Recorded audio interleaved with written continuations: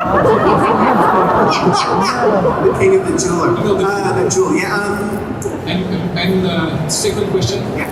during your career, what was your worst experience with an actor? All right, well, to your first question first. What will you?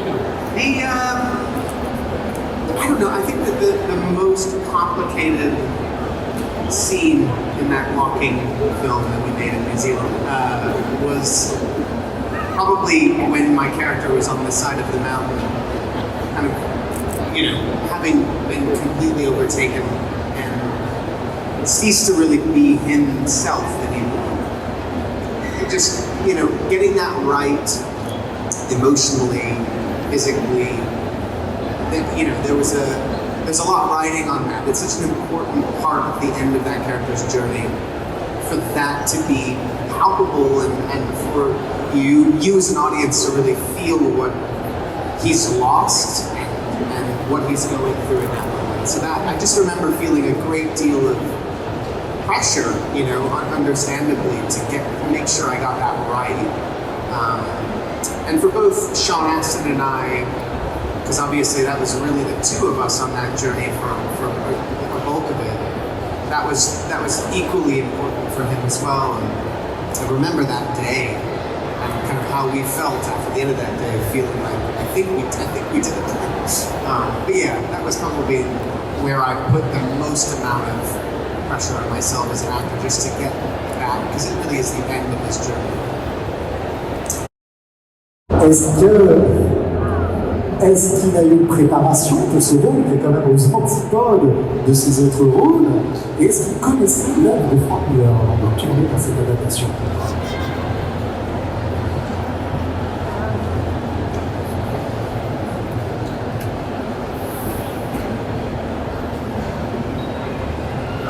Yes, I was familiar with the graphic novel, and weirdly, I had just read through all of the books, and in time for Robert Rodriguez to come to Los Angeles, he was coming through town.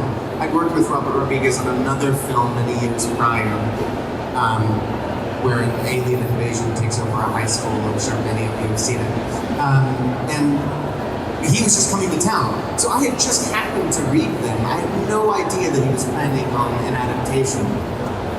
And over dinner, he mentions that he's working on an adaptation. I was like, that's wild, because I just read this and thought it would be amazing for someone to do this. And in my mind, it made more sense for it to be animated, just because you could more closely adapt this very specific work of Frank Miller's penmanship. Like that those drawings are so iconic to the graphic novels. Anyway, long story short, I did audition. He had auditions for the role, and I just went to a hotel room where he was doing the auditions at this hotel in Los Angeles. And because there's no dialogue for my character, I just sat staring at the camera with glasses as he read passages from the graphic novel. That was my audition. There was no real preparation. Obviously, there's no dialogue. There wasn't enough time to do any physical preparation, because if there was going to be anything, it would have been sort of fight training, I suppose, because it's a very physical role. We shot all of my sequences in 2 days. Because there's no locations, there's no sets, it's all against blue screen or green screen. Mickey Rourke had already finished his work, so I was working with Mickey Rourke's stunt double. And it was all little pieces, and the thing is the graphic novel was our storyboard. Every shot that we would render in film was just a reference to what was previous. So, Robert would just show me, like, this is the panel we're shooting right now, and I would understand what we were doing. So the prep was knowing the work, I think, more than anything, like knowing the graphic novel, understanding the character. And then on the day, just sort of reacting to what physicality I had. I mean, there was some wire work. I was, hung up on wires with kicks, and I remember hurting my back a little bit. But yeah, just 2 days. There was not a whole lot of prep. It was just kind of in and out, but so much fun. And delicious to work with a character that is so evil doesn't say anything, and it kind of seems to garner some enjoyment by being eaten by dogs. Close with, well, look, all of us are kind of linked forever, right? Having made those films, it's that kind of thing that even if some time goes by without having seen each other, when you do see those people again, it could be a year, 2 years later, it's as if no time has passed. So I haven't seen Vigo, for instance, in maybe 4 years, but the next time I were to see him, it would be like no time has passed. We're linked, and so some of us see each other more regularly, like the four short characters. We have a thread, a text thread that we communicate every day. And most of it is sharing our crossword time. So we play the New York Times mini crossword, and we share like how our times for completion. So yeah, we text each other every day. But you know, the cast is, we're all linked for the rest of our lives in the best way. At this point, it's like family. You know, don't translate that part. So funny question, anecdote, funny story, anecdote on the set.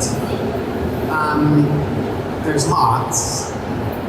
The first thing that comes to mind is, I think, day one, actually. It's either day one or day two. I think it was day one. The four of us are falling down a hill and land on the road. On like the second or third take, we do that. We fall, and I fall, and they fall on top of me, and I farted. And it was just very funny. You know, it's four dudes that find that kind of thing hilarious, and that was very funny. And it was very funny that it was literally like the second or third shot that we shot for the movie. I'll never forget that. But also another funny thing is that they would the other two, Billy and Dom, would get me about things a lot. Like they had invented a game called Tig. That wasn't a game, but they described this game to me in such detail that I believed it was real for like a couple of years, to where it wasn't revealed until many years later that it was a joke. But they kept, every time I felt like I was understanding the rules of the game, they would add and introduce new rules. I'm very gullible, as it turns out.